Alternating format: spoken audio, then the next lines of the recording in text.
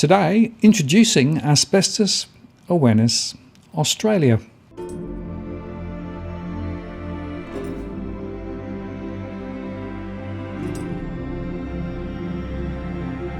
This show coincides with the formal launching of Asbestos Awareness Australia Limited, which is a registered not-for-profit company, limited by guarantee, a registered charity, and which has endorsement from the Australian Taxation Office as its gift deductible recipient. And we're going to start with a very telling quote from Jock McCulloch, Asbestos, Its Human Cost, which was published in 1986. He said, "The politicisation of science is used by the industry to immobilise debate by excluding the victims and the public from participation in the conflict. That exclusion is a political strategy which is rarely, if ever, justified by the nature of the explanation involved or by the methodology physicians use in researching diseases and their cause. What needs to be done is to transfer the asbestos controversy into the public arena so that the issue is no longer seen or defined as a technical problem for experts in the legal, medical, technocratic and bureaucratic spheres to debate unhindered by an informed public." The harms of legacy or in situ asbestos in Australia were created in Australia during the 20th century, with expansive distribution of asbestos-containing products manufactured by James Hardie Industries Limited, we'll call them James Hardie, and CSR Limited, we'll call them CSR, and others until the 1980s. The powers that be allowed these activities to continue despite irrefutable evidence of the deaths caused by exposure to its carcinogenic fibres. Today, Australia as a nation is still experiencing and acquiescing to mass deaths during the 21st century from largely or entirely preventable asbestos-related disease. Legacy asbestos now sits or lurks in government, commercial and residential properties in various forms and continues to pose real and substantive lethal threats to the public. Actions taken by James Hardie and CSR to prevent ongoing loss of life in Australia were and remain minimal, given the scale of lives still at stake. And more broadly, actions taken by all levels of government to protect the health and lives of Australians seems inadequate and highly complacent, especially in residential settings. Our survey of 43,000 households found that very few Australians were properly aware of the nature, gravity and magnitude of the harms posed from legacy asbestos and are taking appropriate precautions to save their own and others' lives. Indeed, most lacked basic knowledge about asbestos dangers and consequence. More than 2/3 did not know what asbestos is, thought that it was not dangerous to health, or were unsure whether it is dangerous to health. Among those who did know that asbestos is dangerous to health, most were unaware that, firstly, there is no safe level of exposure to asbestos. Second, the most harmful effect of asbestos exposure is death. Third, that more than 1,000 Australians die from asbestos-related disease each year. Asbestos Awareness Australia Limited is a registered charity. It's run entirely by volunteers and had received no external funding at the time the website was launched. Asbestos Awareness Australia was set up to enhance public awareness and knowledge of the dangers of asbestos threats, to promote measures and policies that prevent or minimise the harms from asbestos-related disease. And to achieve these objectives, the company provides public access to widely sourced information on asbestos risks and impacts, including the associated medical, legal and political debates. While pieces of the asbestos story are available from other public sources and academic publications, the broader legal, political and medical context and evidence is commonly lacking. Without this context and evidence, the magnitude of the asbestos crisis and its horrific consequential harms appear to be poorly understood by scholars, policymakers, public health officials and the community at large. There are a bunch of misconceptions, and our research confirms that the playbooks and public relations strategies of the asbestos industry and its supporters since the 1970s have been to promote the following messages within public forums. First, the incidence of and deaths from asbestos-related diseases are rare. Second, the number of historical deaths from asbestos-related diseases are uncertain. Third, asbestos-related disease require or usually involve intense exposure over long periods. Fourth, asbestos-related diseases are solely or primarily caused by occupational exposures. Fifth, cases of asbestos-related disease today reflect historical settings that no longer exist. Sixth, legacy asbestos products that are bonded or encased are safe and best left in position. 7, it is safer to manage than to remove in situ asbestos. 8, most exposure of the general Australian population to asbestos, including the incidental exposure levels used in scientific modelling, is caused by naturally occurring asbestos. 9, public health messaging on asbestos risk should be disseminated on a limited basis so as not to scare the community. These same or similar messages are still reflected in scholarly and official material in Australia and elsewhere, and are at best misconceptions and at worst misleading. Overall, our research suggests that the present public messaging on asbestos risks in Australia is carefully controlled, played down and qualified. Public knowledge and awareness of legacy asbestos risks and impacts is very poor. There have been no nationally coordinated mass media public health campaigns or warnings in Australia on asbestos risks, and dissemination of existing public health guidance on asbestos threats is highly restricted, and the public health messaging available within public forums does not properly reflect the science on asbestos, is a long way from being best practice from a public health perspective, and is politically and commercially motivated. An open debate by scholars, policymakers and the media on the optimal public health framework to save lives from asbestos-related disease is lacking, and the actions by the federal and state governments and local councils to date to minimise deaths from asbestos-related disease appear minimal given the gravity and magnitude of harm involved. Clear and transparent rationales to explain such inaction are lacking, and there are veils of silence and suppression in Australia over asbestos management and policy issues. As law professors and experienced financial and policy analysts, we conclude that the present public health and risk policy settings is a deadly cocktail with well-known but preventable outcomes.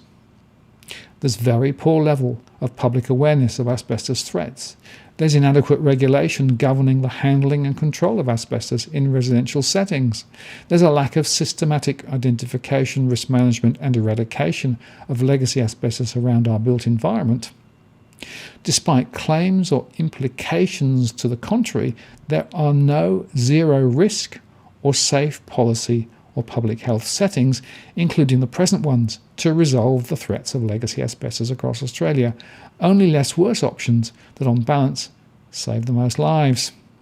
Some policy progress has been made over the last 20 years with the banning of new asbestos products in Australia and the introduction of workplace safety obligations around the handling and control of asbestos in employment settings. However, substantive progress since then to minimise fatalities from asbestos-related diseases has seemingly stalled or regressed. And we question whether any substantive lessons have been learnt by the public health sector and policymakers in Australia over the last century. We contend that the old asbestos game continues, with people's lives still being traded off for short-term political and commercial gain.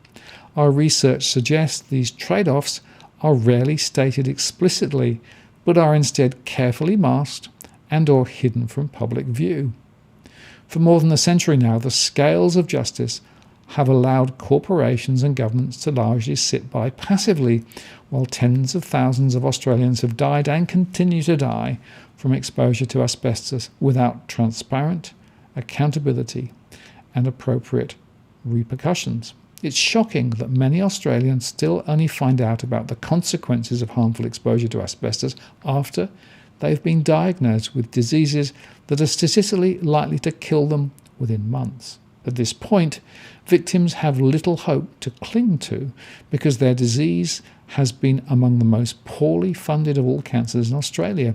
Their peace of mind in the last stages of their lives is made worse, knowing that their disease was entirely preventable.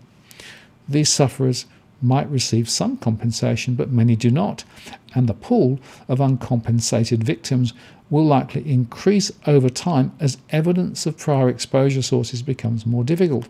Battles regarding the publicly available information on asbestos matters are long-standing and reminds us of the biblical story of David and Goliath.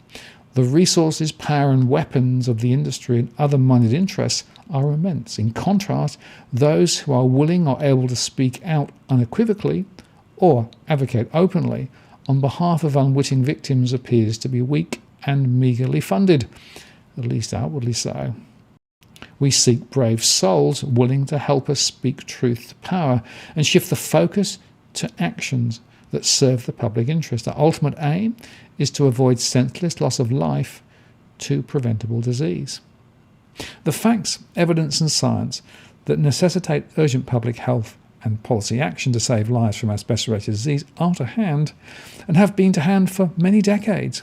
Evidence of deaths from mesothelioma following brief periods and low dosages of exposure were highlighted repeatedly in medical and social science journals in the 1960s. Senior executives at James Hardie and CSR, public health experts and policy leaders were made aware or ought to have been aware of these developments. Yet in 2021, unequivocal and public acknowledgement of these facts by the industry, the public health sector and policy leaders is still lacking. It is well beyond time for the industry, policymakers of all persuasions and the media to be upfront and honest with the community about death counts from asbestos-related diseases, the ongoing threat from in situ asbestos and the related financial decisions and consequences.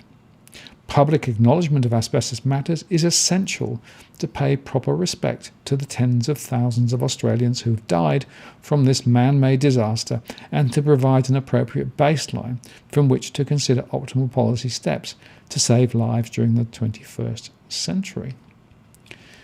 The Asbestos Management Review report noted that one of the primary responsibilities of government is to protect its citizens from known and potential hazards, especially when those hazards result from the previous implementation of government programs and policy.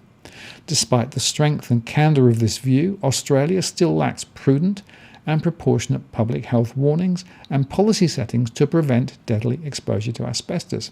We ultimately call for the following steps and reforms. Firstly, nationally coordinated public health campaigns that warn about the specific risks and deadliness of exposure to the legacy asbestos. Secondly, compulsory residential property asbestos assessment prior to sale, renovation or lease.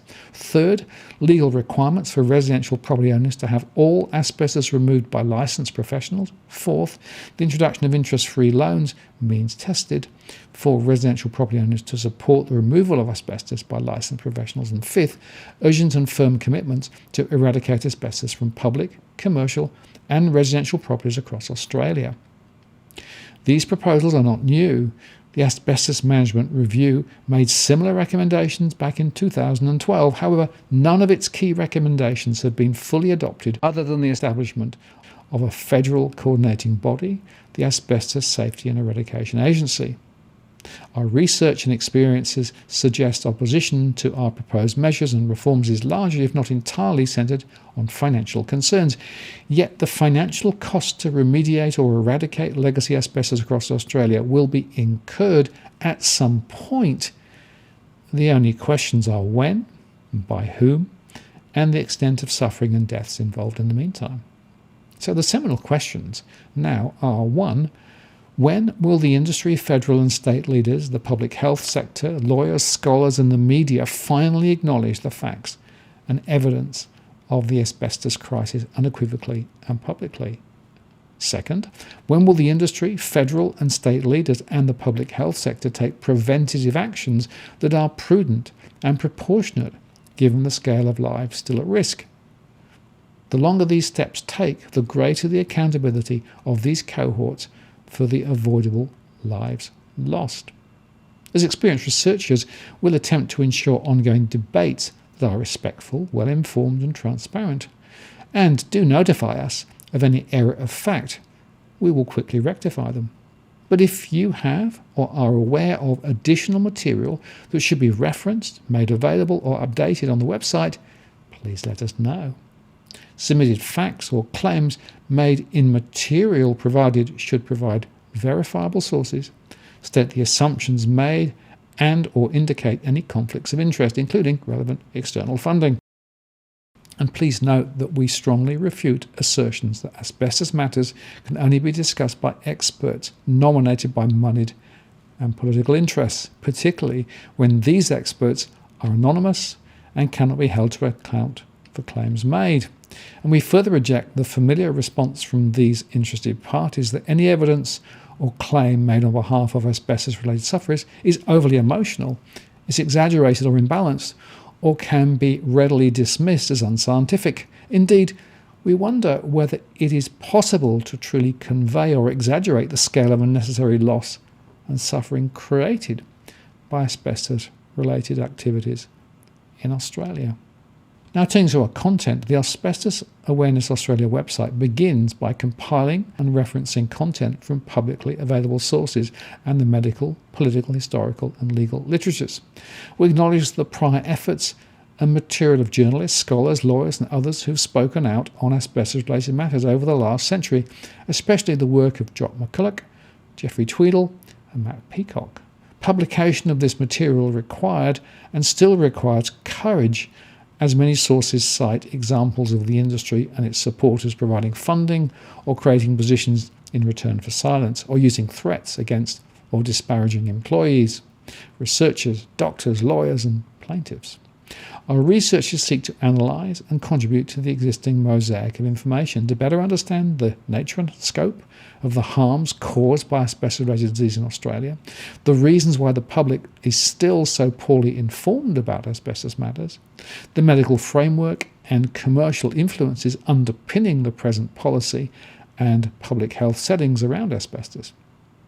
We struggled to find sourced information that addressed the following critical questions. How many deaths have been in Australia from asbestos-related disease, both past and present? How does the magnitude of these deaths compare with other public health risk diseases and events? What are the comparative survival rates of mesothelioma and lung cancer versus other forms of cancer? Turning to the science, what are the largely agreed scientific facts on asbestos-related disease, and what are the uncertainties and unknowns, and why is progress on asbestos-related science so apparently slow? And then, considering public health and policy frameworks, what are the identified risks of asbestos within public, commercial and residential properties in Australia?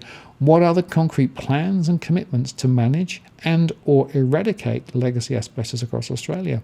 What are the policies and commitments in place today to prevent ongoing exposure and deaths from asbestos-related disease?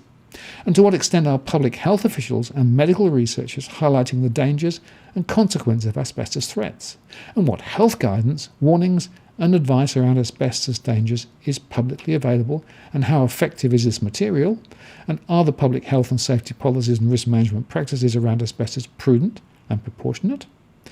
And are the paramount concerns of the public health and safety frameworks around asbestos to protect the public and to minimise the loss of life?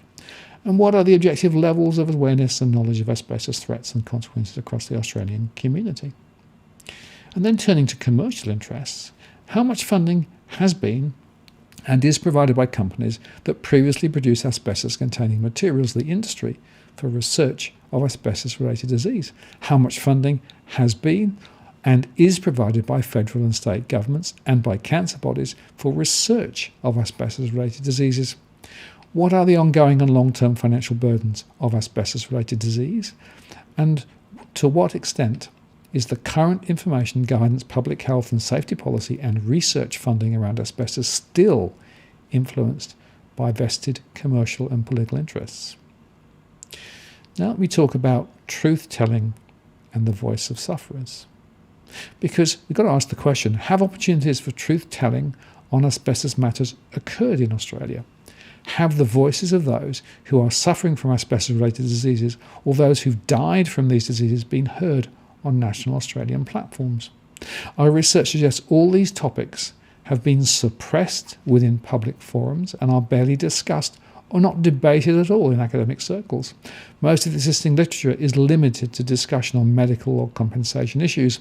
Our research has found no peer-reviewed articles in Australia from any discipline that detail the full history of asbestos in Australia, the long-term human and societal harms resulting from legacy asbestos, the responses by the industry and the federal and state governments to asbestos fatalities and ongoing risks, or the legal or public health settings governing legacy asbestos in homes.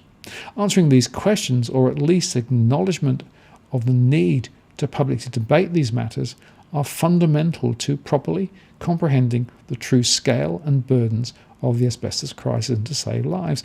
Without an understanding of these matters, the status quo settings will likely continue and thousands more Australian lives will be lost needlessly from preventable disease.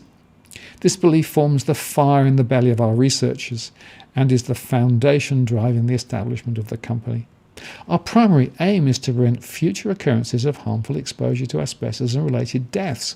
Comprehensive discussion of personal injury compensation matters is purposely left to others, as the payment of compensation to sufferers of asbestos-related diseases when this occurs is not equivalent to saving a person's life and should never be thought of as a satisfactory alternative to preventive measures that seek to prevent lethal exposure from occurring.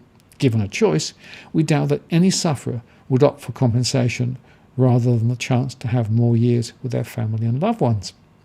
You can find out more about Asbestos Awareness Australia and our research on our website, which is found at asbestosawarenessaustralia.com. And on the website there's also information about contacting us and also how you can support us.